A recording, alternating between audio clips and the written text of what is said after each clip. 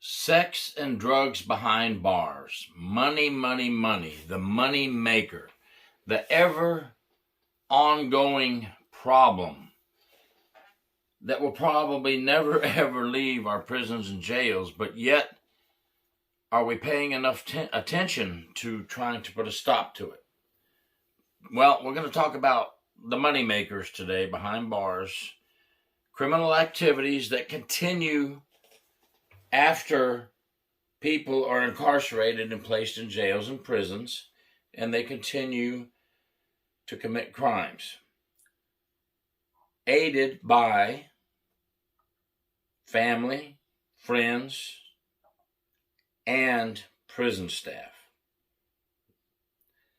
I'll tell you a couple of short true incidents, and then we'll talk about the ways sex is sold in prison. We'll talk about drugs coming in for big money. I went to a warden one time and said, "Sir, I'm going out to investigate 2 cases on your compound.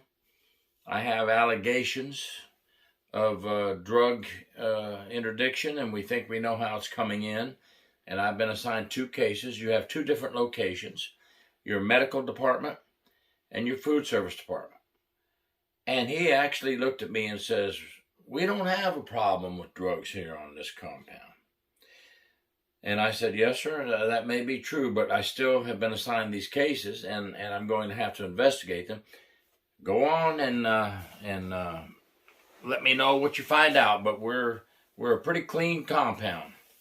And I thought to myself, how can you say that? Because number one, let's be realistic.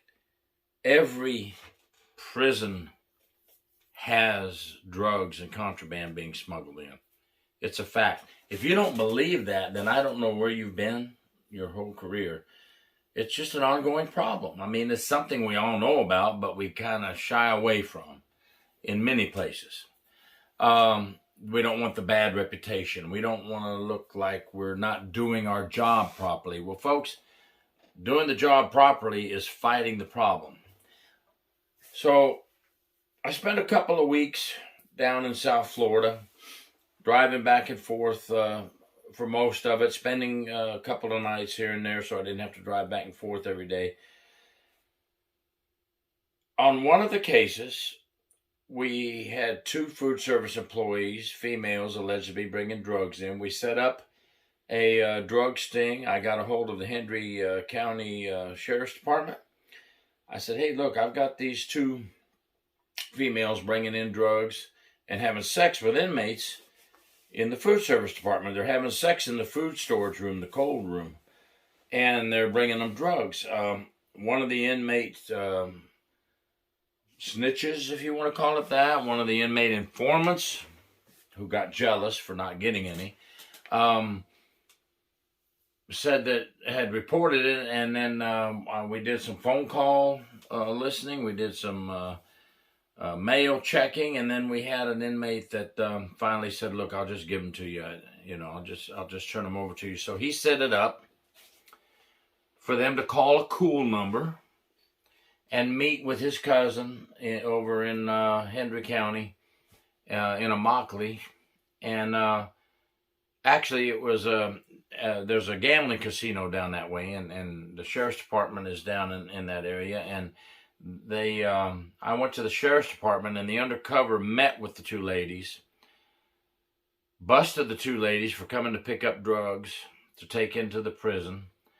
And then I interviewed them at the sheriff's department in their cells, because I needed to interview the 2 subjects before they went ahead and spent their time in jail or bonded out or whatever they were going to do, so that I could complete my investigation. And of course, the sheriffs would do their report.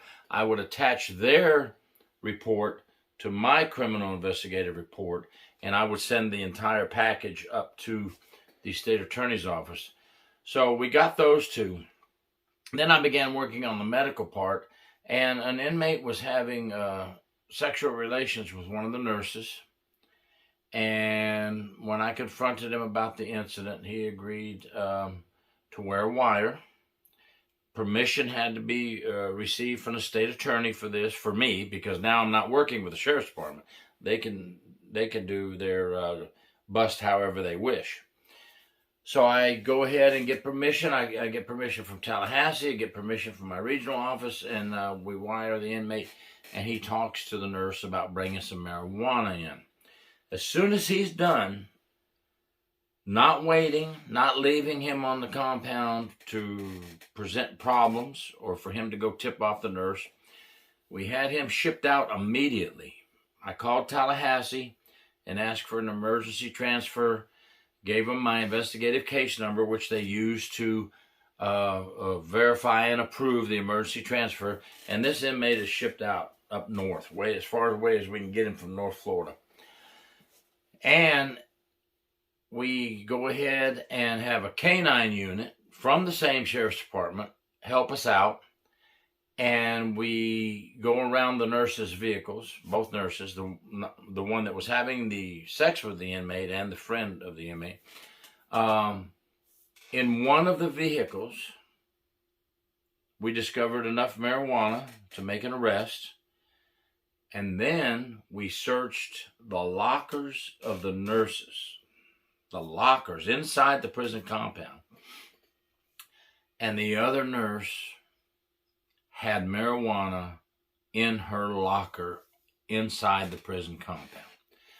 Both of them drove away with me and the warden, who said they don't have any drug problems or on the compound, standing there, and the institutional inspector, Jim King. If some of my friends are watching, they'll remember him, watching the patrol cars drive off with 2 medical nurses arrested in the back seat. The medical nurses incident made the newspaper. The food service did not make the newspaper, but the medical nurses incident did. I did not go in and throw my chest out. I did not go in and say, "Warden, I told you so." I just went to the warden and said, "All right, sir, I'm going to head back to Tampa, Florida, and I'm going to write up both these investigations, get copies of the sheriff's office reports and the arrest affidavits from the sheriffs, and I'll attach them all as exhibits with what we have, and I'm going to run the marijuana." Now, I made an arrangement with the sheriff's department. I ran the marijuana down to the FDLE in Tampa, Florida for analysis. You know, when you have a criminal case, they just have to test it, and we need an FDLE report that verifies this is marijuana and the weight of the marijuana we found. So I went ahead and took care of that, which they always appreciate because it was my investigation. They were helping me, and it saves them time as well. And anyway, everybody's taken care of. 4 people in 2 weeks.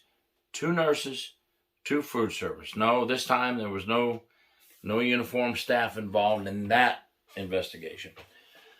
So money and love were the objects. The inmates were making big money off of these drugs coming in. They were using the "I love you" and getting sex relationship with the females to get them on their side, have something on them, and then say, "Hey, baby, we're doing this. You might as well bring me some marijuana." That's pretty much what the inmates told me. We sexed them up, and then we said, "Hey, bring me some marijuana," and it worked, and the inmates knew it worked, and they picked weak links. They picked females that had low self-esteem. They just knew that they were a good target to approach, and they also knew they had the leverage. Once they got the sex from the officers, they had leverage to get them to bring them whatever they wanted. Okay.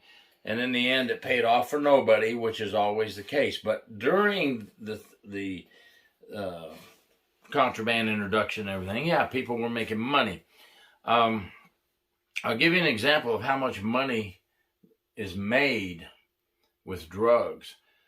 Some of the cases I've had where staff members were bringing drugs in and we set it up, they were used to getting $500 to $1,200 a pop to bring in amounts of drugs into the prison. Cell phones, they were getting $500 a pop and more. Okay? Cell phones are just running rampant in our prison system. Cell phones are just going wild. That's another contraband that is used to negotiate the drug transactions.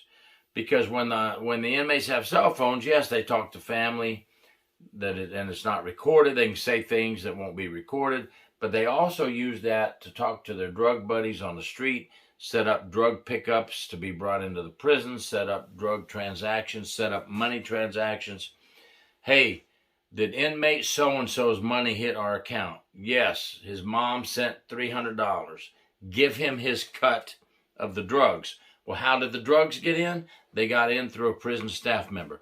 Here's another thing that a lot of prison managers don't like to admit. The largest amounts of drugs are brought in by prison staff. And when I say prison staff, a lot of people always think of correctionals. No, I'm talking about all prison staff combined. Drug counselors have been caught. Nurses have been caught. Food service employees have been caught. Librarians have been caught. Educational teachers have been caught. And uniformed staff have been caught. We have a money-making drug business running through our prisons and jails all the time. And it's just terrible because the inmates are sharing needles from these drugs. HIV runs high. Diseases run high. England started giving bleach to the inmates so they can clean their needles before passing it on to another inmate. That makes no sense to me. Well, I understand we don't want to spread disease, but what are we saying when we give them this bleach? Go ahead and shoot up all you want. Just clean your needles. Sounds like to me. I'm old school, folks. No, if we're going to spend money on that, let's spend some more money on investigating, on drug interdictions, on searches, and surprise searches, cell searches, prison shakedowns. Let's do that and get the problem out. You're never going to get it all out, but we can make big progress by working at this harder. Same with sex. Sex is sold in the prison, and like in Vermont and Mississippi, they give out condoms. Well, same principle there. Here's your condoms for your sex. Well, no, it spreads diseases. They're selling. Some inmates are selling other inmates, weaker inmates, for sex. Some inmates are paying other inmates for sex. If you don't think that happens, you better go back and research some more. Officers and prison staff are having sex with inmates, and some are actually paid. I have a chapter in Corruption Behind Bars, my book, where we talk about inmates recruiting female officers. If you don't think that happens, you need to go back and research what goes on in prison. Because inmates will find women on the streets that they know that have no criminal background. Because they've never been caught. They didn't get caught in their shenanigans on the street yet. They'll apply and actually go out to work at the prison. And they will bring in contraband for the inmates. They'll have sex with the inmates. Then they'll tell their buddy, hey, send $500 to my account, or send $500 to her account, and you can have sex with her. You think sex doesn't happen like that with staff members? Look at this picture of this one. This is the one that had sex with inmates in front of other inmates and cut a hole out in her underwear and uniform and had it disguised somehow so it was easy access for the inmates. Okay? You can't make this stuff up. This is real. This is real sex and drugs behind bars. It's just a crazy world, and inmates are always going to look for ways to make money. And there's so many ways. I may do a video on how inmates make money. because there's so many other ways besides sex and drugs, but the big money makers are sex, drugs, contraband, cell phones, all these kind of things. Because once they get the drugs inside the prison, they'll get 3 to 4 times the street cost. So if they paid $100 for some drugs and then they split it up and sell it to several inmates, they'll make $400 off of $100. Okay? And I've kind of explained a little bit as we go how this money gets to the inmates. It's sent to a pre-arranged bank account, and then that bank account on the street can send some money to the inmate's bank account. And some inmates just have the money go directly to their bank account.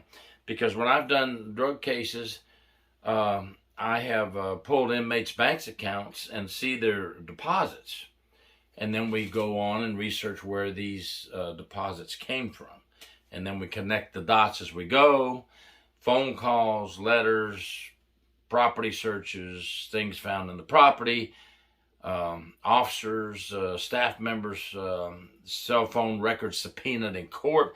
Because remember, if we can prove the high possibility that drugs are coming in through our investigation, we can get a subpoena from the state attorney for staff members' cell phones, home phones, whatever. In the end, they make a lot of money. But 9 out of 10 in the end will get caught and busted for their crimes within the prison walls. It's a crazy world behind the prisons. Sex and drugs behind bars is the money maker. And it's just crazy. The overdose rate in prisons is growing. If you don't believe me, then do some research on it. The overdose rate is growing. Fentanyl is one of the big reasons the overdose rate is growing. Fentanyl is making inmates and officers sick, sending inmates and officers to the hospital. And not because the officers are using the drugs, but because when they're doing their searches, they're getting in contact with fentanyl and breathing in the particle. It's making a lot of officers sick. That's one of the reasons overdose is so high in our prisons. But disease, overdose, fights over the drugs, riots over the drugs, gang members fighting over whose territory to sell drugs is another big issue. Violence, disease, overdose, death. Overdose causes death. This is why we want to fight the problem. So we don't want to be like the warden I just described that says everything's okay, I run a good ship here. Every warden across the country should realize if I dig deep enough, I'm going to find drugs on my compound. Unfortunately, if you dig deep enough, you're probably going to find you have a staff member as well doing something illegal with an inmate. That's just the nature of the game, folks. Bad apples are everywhere in every profession. Bad apples are lawyers. Bad apples can be doctors. Bad apples can be police. Bad apples can be correctional officers. It doesn't matter what you do for a living. Evil follows evil. And we have a lot of folks in prison for doing evil things. And then every now and then we get a bad apple who is lured to that evil, lured to that wild side, lured to that bad boy or bad girl reputation. And they want to become part of it. And that's their downfall. They usually end up in handcuffs like those 2 nurses I described earlier, leaving in a patrol car. So I'll leave it at that. Let's hopefully try to work on fighting the problem and not ignoring the problem. Thank you very much. Gary York, True Prison Stories. Please subscribe.